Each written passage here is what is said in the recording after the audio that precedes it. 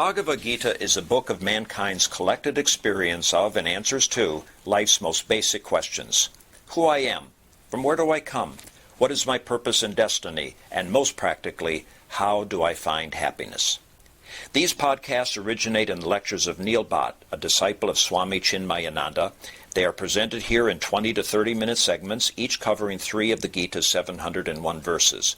Welcome to Gita Wisdom for Daily Living. We started discussing Bhagavad Gita, chapter 1, Arjuna Vishada Yoga, Arjuna's grief. And as we have discussed before, that this is part of Mahabharata. The story of Mahabharata is well known to all of us. But what is important here is that this is a dialogue between a great master, Krishna. In our tradition, there are dialogues between the great teachers and students. In that case, the master is already a realized person, a gnani, who has gone through this exercise of gaining this knowledge, and he is well versed in the knowledge. But the student is also generally a great seeker who has already made himself worthy of learning this knowledge, this transcendental knowledge about who I am, what this world is all about, and is that someone who controls both of us, I and the world, someone with a control over me. So Upanishads do talk about this, but at a very high level, where the student and the teacher both are worthy of this discussion. Here the discussion takes place between a great master, a Yogeshwara, the Lord of Yoga, and a common man, Arjuna. Arjuna is a common man, even a prince is a common man, just as the President of the United States, he's a special person, but as soon as he leaves, he's a common man like you and I, at least from the law's perspective. So Arjuna, even though a great prince and privileged person, but was a common man. He's riddled with as many desires as we have. He has aspirations in life as we have. And he has the same complaint as we have, that this world is unjust. And I need to figure out how to get justice for myself. So this dialogue takes place between Krishna and Arjuna, both at a very different level. But the dialogue does not remain just limited to what you should do, Arjuna, in this situation. See, typically what we are looking for is just a solution to my problems. As long as they give me a solution to my problem, I'll be fine. Well, this getting the solution to problem puts us into trouble because that's only temporary.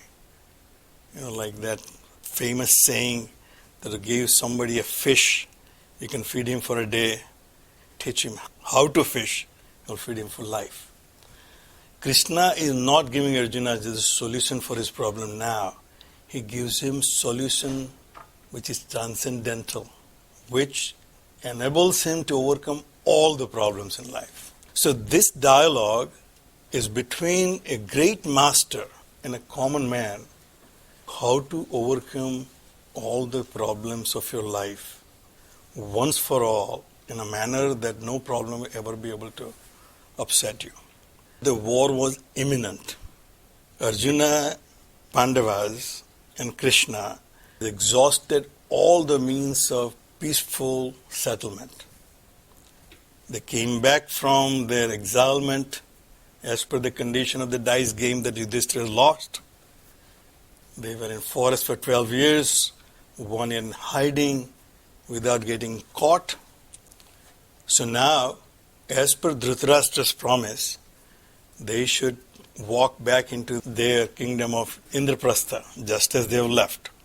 Duryodhana was supposed to be just a caretaker while they were gone. But Duryodhana became too comfortable in that unlimited power without any competition. He didn't want to give it back. So now he's going back on his father's words. See, the contrast we are seeing is for the mother's word, this Pandavas marry that Draupadi, all 5 of them, because mother just said, even in her ignorance about what they're talking about, that go share among yourself. but it's mother's words. We cannot disobey them.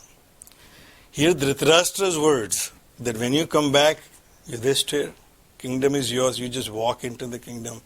Just as you're left, you'll be just the caretaker. But Duryodhana has no value for that. So he said, I'm not giving even a land worth of a needle's point. Because Krishna, as the mediator, offered all possibilities.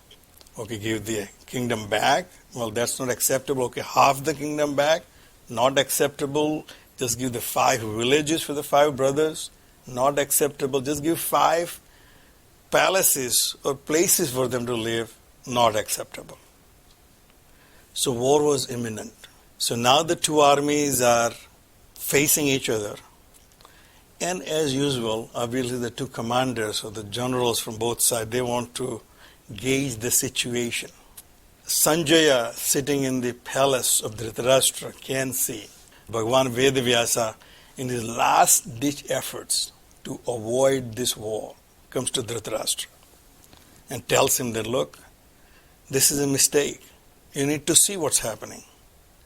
And therefore, I will give you this vision so that you can realize how colossal mistake you are making in allowing this war to happen. But Dhritarashtra did not want to come out of his ignorance, come out of the darkness of his ignorance, that somehow my son Duryodhana should get this kingdom. He was a pious king. In spite of him being blind, he was a very capable king. He has raised Pandu's sons just as his own sons. But one weakness, Duryodhana was too dear to him. See, this is where the fall comes, even for the great people. One little weakness, and it brings him down, just because he cannot displease Duryodhana. So whatever Duryodhana did, he has to approve it. Duryodhana decided to fight this war. Therefore, Dhritarashtra does not want to come out of his ignorance. Had it been something else, Dhritarashtra would have seen that this is not right. So he said, give it to Sanjaya. This, whatever the reason you want to give it to me, give it to my assistant Sanjaya. Now before the war, Dhritarashtra already used Sanjaya to see whether he can break Arjuna down. Give him the same message. That, look, what are you doing this war? You are my son. Why are you fighting against your own cousin? But that did not work. So now the Sanjaya has this vision given to him. So he becomes the world's first war correspondent to report what's going on the battlefield. So now they're sitting in the palace, Dhritarashtra and Sanjaya, 2 armies are facing each other. The first person to get really uncomfortable and impatient is Dhritarashtra. He wants to know, because in his heart somewhere, he knows this is a mistake. And he wants to find out who has started the war. Because even when the 2 armies face to each other, the war is not declared yet. Somebody has to declare the war. It's like, we put these armies on each other's border and say, well, Russia is amassing army on the southern border of Crimea or whatever. Because it's still just a preparation. It's not the war. So war has not been declared yet. And he wants to know what's going on. So the first verse in Bhagavad Gita is Dhritarashtra Vacha. Someone who is feeling guilty, also someone who is so anxious about how this will come out, wants to know first. First time you left India to USA, who is the first one to be very anxious? Your mother. Bhai, tu pahunchi gyo? Because she is very attached to you. She wants to know that everything went fine. So Dhritarashtra is too attached to Duryodhana. So he's the most anxious to find out what's going on. So the first verse and only verse attributed to Dhritarashtra in Bhagavad Gita is Dharmakshetre Kurukshetre Mamakaha Pandavaschaiva Kima Kurvata Sanjaya. In the battlefield of Kurukshetra, which is also Dharmakshetra, this is the land of Kurus. The king Kuru, who is the ancestor of both the Pandavas and Kauravas, was the great king who established this kingdom. Therefore, it's called Kurukshetra. the land of Kuru. Kuru was also a very pious king and did everything by dharma. And therefore, the field of his action was considered dharma kshetra. And this is expected of his descendants, that their field of action will be dharma kshetra, that they will not deviate from the dharma. Dhritarashtra, feeling that he has fulfilled that promise, that he followed dharma, at least from his perspective, he calls this dharma kshetra. In the battlefield of Kurukshetra, which is dharma kshetra, these two people are facing each other, ready to fight, ready to kill each other. Samaveta yuyutsavaha mamakaha pandavaschaiva. Mine and Pandavas. First thing he says, mine. This is what we all do. The first idea is I and mine. Every thought generated in my mind starts with I. Everything is related to me. Every thought I have, if I analyze, I am in the center of that, and everything is just relating to it. What's happening to me? What am I doing? What others are doing? All the thoughts, even though they are distant from me, eventually relates to me only. So it starts with mamakaha, my people, my sons, my thoughts. Pandavaschaiva and Pandu's sons. And Swamiji comments here, they both were Kauravas. They are Kuru's descendants. But only Dhritarashtra's sons were called Kauravas all throughout the Bhagavad Gita. Pandu's sons were called Pandavas. Because Pandu set even the higher example than Kuru. That he gave up his kingdom and left to do the penance for his mistake. He killed a Brahmin by error. So Pandavaschaiva, so they are more recognized by Pandu and his sacrifice than Kuru and his lineage. So Mamakaha, mine and Pandus, Pandava, what are they doing? O Sanjaya. That is the curiosity. And we can read volumes into his questions, but we know that he is impatient to know because he is not sure about the actions. Anytime you are absolutely certain, you are not really anxious about the results. I can tell you from my own life, I have done several ventures in my life, but the ventures which I succeeded, I was never anxious about. Starting my own office, I was never anxious. It just happened. Everything else I did and failed, I was always anxious. Because I wasn't sure whether this is right for me or not. But because it seems right from others' perspective, I want to do it. So I was very anxious. But when it comes to something which falls into place without any efforts. I was listening to something which Meena puts this television in the morning while I'm still getting ready. So I overhear this Mahatmas talking on TV. One of them said that sun doesn't have to struggle to shine. Wind doesn't have to struggle to flow. River doesn't have to struggle. Then why do we have to struggle? Because we are going against our dharma. They are all in accordance with their dharma. So therefore they are not struggling. So Dhritarashtra knows he is against his dharma and therefore is very impatient. He wants to know, Sanjay, tell me what's happening. And the rest of the Bhagavad Gita is Sanjay's narration. We are actually hearing through Sanjaya. Even though he says Arjuna Vacha, Bhagavan Vacha, he's just saying Bhagavan said, Arjuna said. But I am telling you. So you're only hearing hearsay. You're not hearing from Krishna himself, neither are you hearing from Arjuna himself. You're hearing from Sanjaya. This is Sanjaya's viewpoint, what's happening in this battlefield and what happened afterwards in the dialogue. A third-party perspective you'll have. So the first thing he said is, in response to Dhritarashtra's question, what's happening? Drashtva tu Pandavanikam vyudam Duryodhanastada Acharyam upasangamya Raja Vachanam Abravit. Having seen this army of the Pandavas arranged in the battle formation, the king Duryodhana went to the Acharya, the Drona, and said thus. This is what he said. Obviously, as Swamiji says, Vyasa was a great poet and a great thinker. So every word he puts has a meaning in his poetry.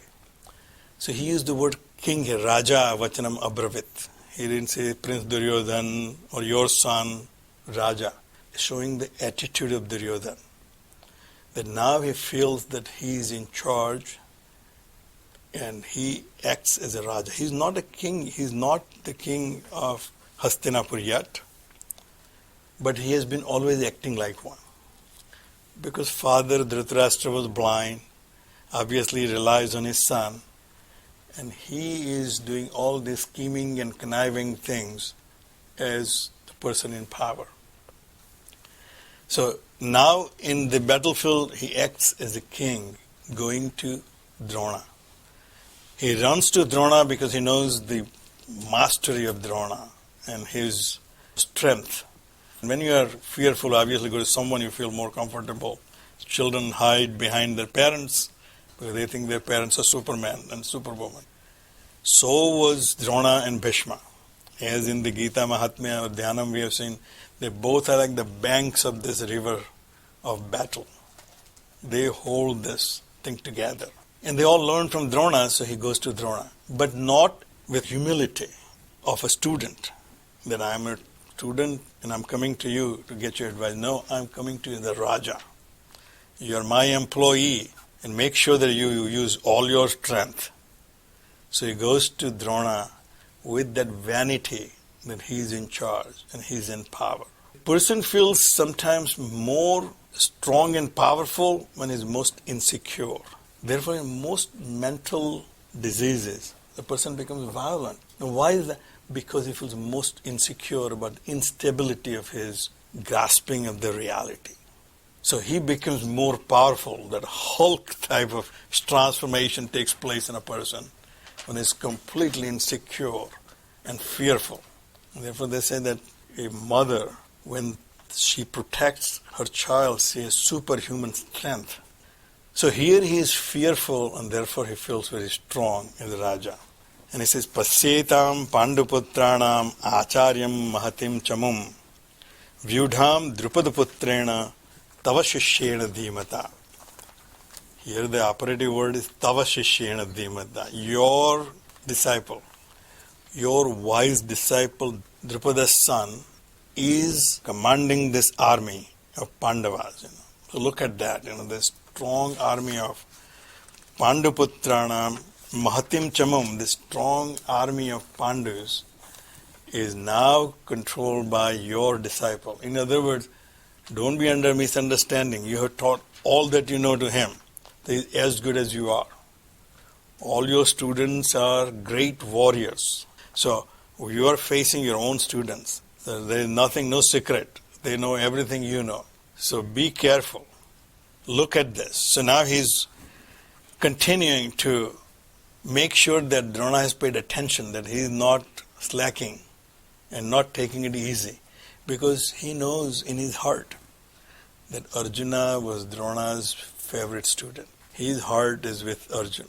Drona has already showed his partiality to Arjuna when he met the Eklavya. He took away his thumb. To protect Arjuna's greatness, he realized this is a potential competition. He took away his strength. Duryodhana remembers all of that. That Drona cannot be completely trusted. He has this soft corner for Arjuna. Therefore, so make sure that you are paying attention what you are facing. Atra Sura Maheswasa Bhima Arjuna Samayudihi. Who are you facing? The great warriors like Bhima and Arjuna, both your students. You know their strength and you know who Arjuna is and Bhima is. Yuyudhana Viratascha Drupadascha Maharataha. Then obviously he describes other people are there. Yuyudhana. Yuyudhana is Krishna's charioteer. Krishna doesn't need charioteer anymore since he himself is a charioteer. So this guy is obviously unemployed. So he said, well, I'll join you. Rest of the army went to Duryodhana. But Krishna and his chariot and charioteer on this side. So he is also called Satyaki. He joins Pandavas. Virata. We know their relationship. The last year in hiding, Pandavas spent at Virata. This is called Mahabharata, the great war. It's like a world war as we call it now. every king in that Aryavarth, the land of Aryans, because that was their world, were involved in this battle. It is like the Bush said last time, either you're on my side or you're on the other side. There is no in between. You can't say I'm impartial. In this war, either you're on our side, Duryodhana's side, or you're on Pandava's side. So all the kings of this Aryavarth had to take side. And some took side of Pandavas because they thought that was the right thing to do, plus their relationship with the Pandavas and Krishna. And others had taken side on the side of Duryodhana because of their obligations and relations and relationships. As per the niti of that time, if somebody is obliged to you, no matter how wrong he is, you're going to support him. Bhishma, knowing everything, is a grandfather of all of them, he could not sway away from his vow that I will protect Hastinapur as long as I live. So throne of Hastinapur is with Duryodhana, so he has to be on that side. Dronacharya employed by Hastinapur, he has to. Krupacharya employed by Hastinapur, he has to fight on their side. Even though all of them have sympathy towards Pandavas, they all knew great injustice is being done to Pandavas here. So, Yudhana Viratascha Drupadascha Maharatha. Drupad, obviously Draupadi's father, so he obviously has to be on his daughter's side. Maharatha. Maharathi is the one who controls the army of 11,000 archers. So he is basically a captain, he is one who has this battalion he is commanding. So all these commanders are having their own battalion. Drishtaketuhu, Chekitanaha, Kasirajascha Viryavan. These are all great Maharathas. So Kashiraj, Raja of Kashi, Drishtaketu, Chekitan, Purajita Kuntibhoja. Purajita Kuntibhoja, the brothers. Kunti Bhoj was the one who adopted Kunti as the daughter. Kunti, I think, was the daughter of a Surasena. But Kunti Bhoj is adopted her. And therefore she is called Kunti, because Kunti Bhoj's daughter. Shaibyascha Narapungavaha, they are the great people. Duryodhana is telling Drona, don't underestimate the army in front of you, even though it is small in number. But the quality of the people there, do not misjudge. He is saying that because he is seeing this and feeling insecure. You try to run a scenario in your head and say, I can't lose this thing because we have this. We go for presentation and we go through that, and people try to prop me up and say, Neil, I think we are in a good shape this time because see, we have the experience, then we have this and that. I said, every interview is same. So here he is trying to gauge himself what situation he has, that he thinks that he has this great army, all these people are with him, but then looking at, well, let me see what their strength is. And now he's transferring that to Drona and saying, in case if you're not paying attention, these are the great Maharathis on their side. Some of them have record of never losing any battle. So pay attention to them. Yudhamanyu cha vikrantaha Uttamaujascha Viryavan Saubhadro Draupadeyascha Sarva Eva Maharathaha.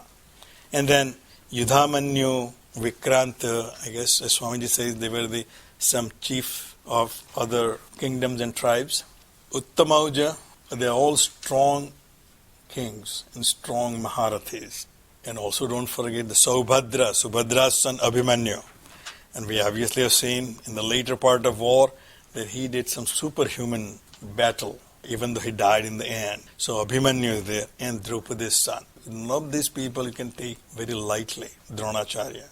So he's transferring all his insecurity into Drona. Obviously, somebody's going to notice it. Om Sarve Bhavantu Sukhina Sarve Santu Niramayaha Sarve Bhadrani Pashyantu Ma Kaschid Dukkha Bhag Bhave Om Shantihi Shantihi Shantihi. Harihi Om. Shri Gurubhyo Namaha. Harihi Om.